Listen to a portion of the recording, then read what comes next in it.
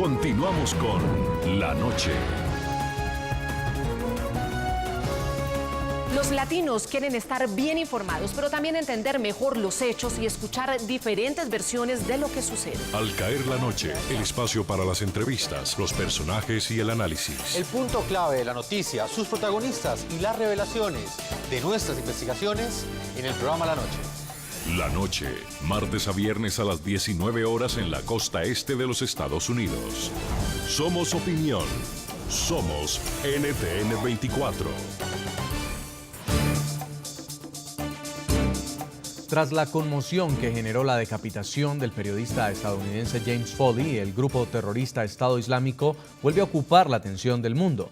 El avance de los extremistas en Irak hizo que Estados Unidos regresara al país donde había culminado una larga retirada de sus tropas, cumpliendo así una de las principales promesas de campaña del presidente Barack Obama.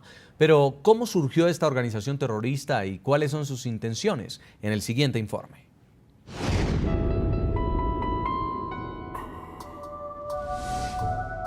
Desde el pasado mes de junio, estas imágenes se repiten día a día en los principales medios internacionales. Son milicias con armas automáticas y banderas negras que recorren ciudades iraquíes y sirias imponiendo su propia ley. Se trata de la voraz avanzada de los yihadistas del Estado Islámico de Irak y el Levante, un movimiento nacido bajo la inspiración de la red terrorista Al-Qaeda, que ya tiene el control sobre la provincia de Nínive, así como de importantes zonas de Kirkuk y Saladino. Mosul, la segunda ciudad más importante de Irak, también cayó, un hecho que le permitió a esta red islámica fortalecerse económica y militarmente. La hostilidad de Eihl ya ha llegado a puertas de la capital Bagdad, una amenaza que evidencia la falta de capacidad del gobierno de Irak por consolidar el control de la nación tras la salida de las tropas estadounidenses en 2011. Una crisis que obligó a la salida del primer ministro el chií Nuri al-Maliki, quien desde hace tiempo ha sido blanco de las críticas de la comunidad internacional que lo señalaban de discriminar a los sunitas que ahora se alzaron en armas a tomar el territorio.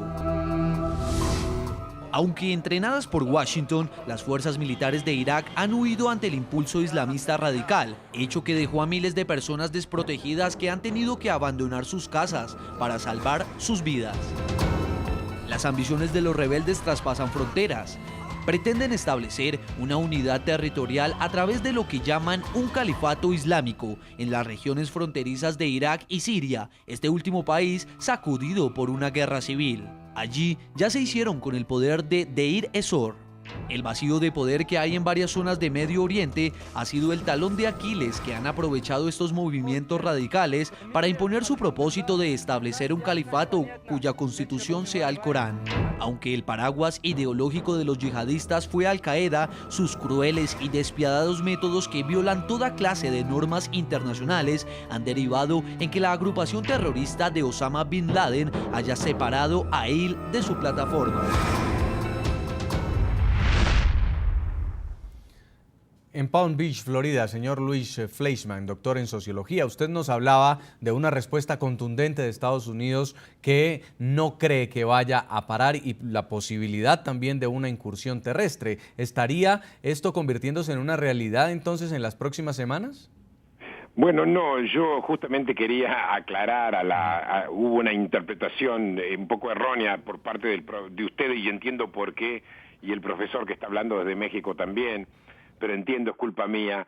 Yo no estoy en favor de una incursión terrestre norteamericana, estoy en favor de reforzar a todas las fuerzas locales, sea el Peshmerga, o sea, las fuerzas kurdas, y sea el ejército mismo de Irak.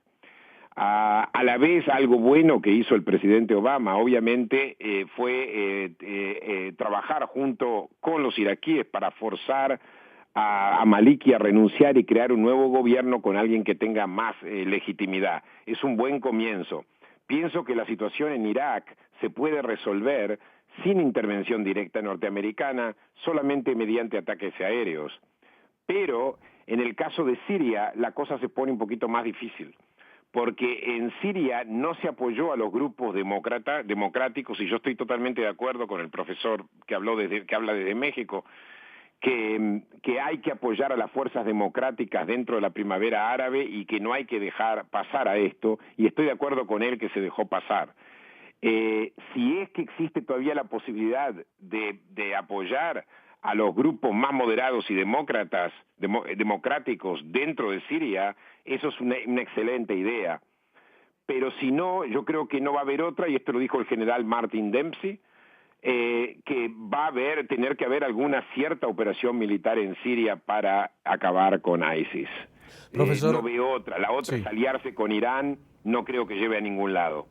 Profesor Carlos Alberto Patiño, Estados Unidos ya tiene una intervención militar en esta zona, justamente con la retirada de las tropas de Afganistán, el discurso de campaña del presidente Obama de salir definitivamente de Irak. ¿Usted cree que quiera volver a intervenir de alguna forma terrestre para combatir este grupo?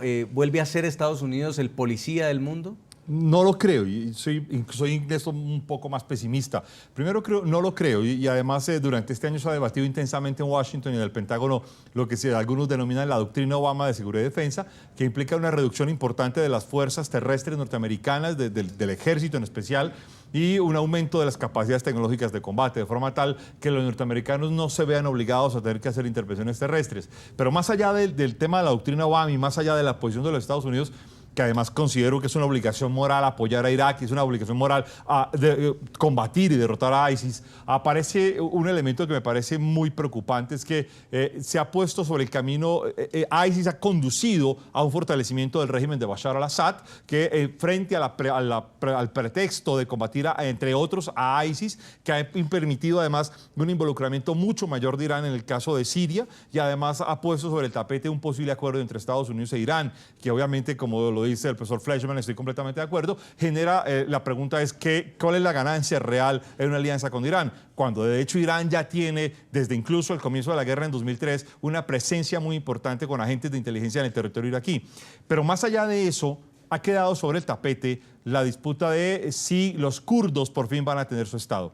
Y para los kurdos, entre otras, la crisis de ISIS ha sido muy importante porque les ha permitido articularse como una pieza fundamental del Irak contemporáneo y obviamente abre la puerta al debate de si aparecerá o no aparecerá un Estado del Kurdistán. Y en este contexto aparece, pues obviamente, una situación de muy difícil solución que yo personalmente soy bastante pesimista. Ahí, señor Gilberto Conde, en México, un cóctel peligroso puede terminar siendo un enemigo común, como lo es este grupo terrorista Estado Islámico de los Estados Unidos, al mismo tiempo del dictador Bashar al-Assad y de un país como Irán, uniendo a estos quienes quieren derrotarlo?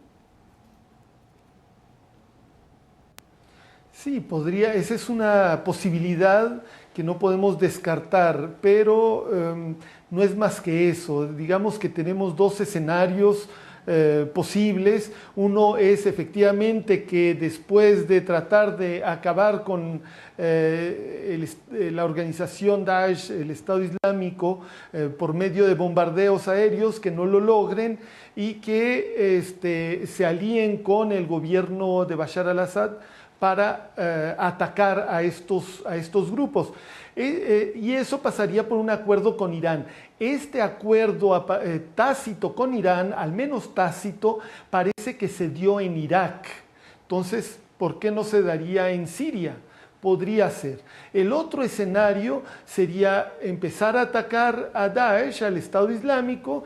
Tendríamos en Siria, tendríamos una respuesta probablemente furiosa por parte del régimen de Bashar al-Assad, porque se está atacando su territorio sin su permiso, lo cual podría llevar a una continuación de la guerra de Estados Unidos aérea en contra del régimen mismo. No sabemos qué es lo que va a pasar, cuáles son los juegos de guerra que han estado desarrollando en el Pentágono, pero creo que las dos opciones son bastante peligrosas. Pero lo que sí es cierto es que mientras bombardean en Siria y en Irak, Irán no dice nada y Siria tampoco. Sí, bueno, ahora no han empezado los bombardeos en Siria, son solamente los bombardeos en Irak. y efectivamente sí, Irán ha dado su acuerdo por lo menos tácito. Es muy probable, hay reportes, informes que indican que Irán habría participado en sacar a Nur al-Maliki del gobierno iraquí y nombrar a el nuevo primer ministro al-Abadi. Irán aparentemente ha estado colaborando con Estados Unidos en todo lo que está sucediendo en Irak actualmente.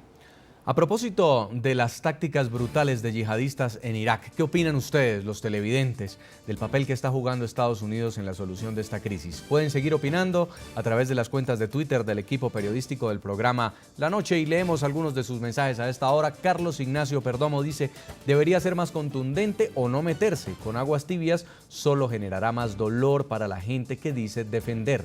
También escribe en Corio, dice, no le doy la razón a Estados Unidos con lo que hace en Irak y mucho menos a los yihadistas, pues ninguno de los dos tiene ese derecho. Vamos a hacer una pausa, ya regresamos en nuestro bloque final en La Noche.